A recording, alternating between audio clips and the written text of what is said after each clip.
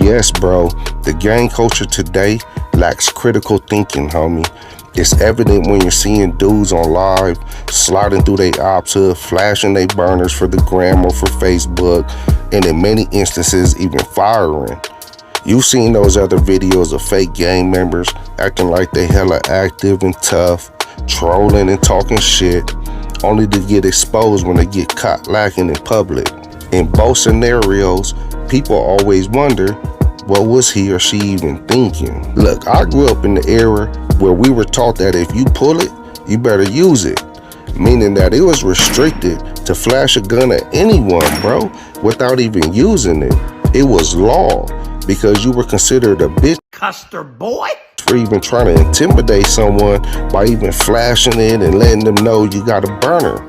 Even pulling up your shirt just to show it on your hip like movies portray was not cool, at least in my section. Being from a gang in that era felt empowering, and the gang operated more like a family back then.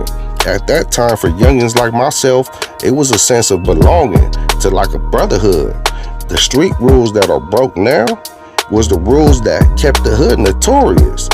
Those rules instilled strength, ambition, morals, character. With no rules means no character or moral, and no ambition to even think.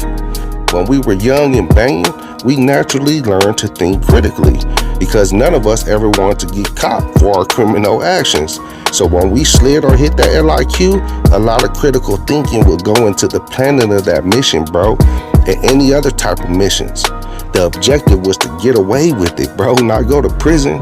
If we felt something wasn't right, the mission would be postponed because of us thinking critically. We didn't shoot up an ops mama house with a bunch of kids and civilians up in there that had nothing to do with banging like these dudes are doing today. We'll wait till we got eyes on you. And if you had your own spot, nigga, and the Crips knew, then we was over there, bro. And all of that planning took critical thinking because the rules were to get an op as discreetly as possible.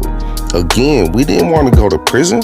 Of course, we were solid enough to go there because we knew from the homies it wasn't cool to be in a cell. So we tried avoiding it as best as possible, even though it was inevitable, period.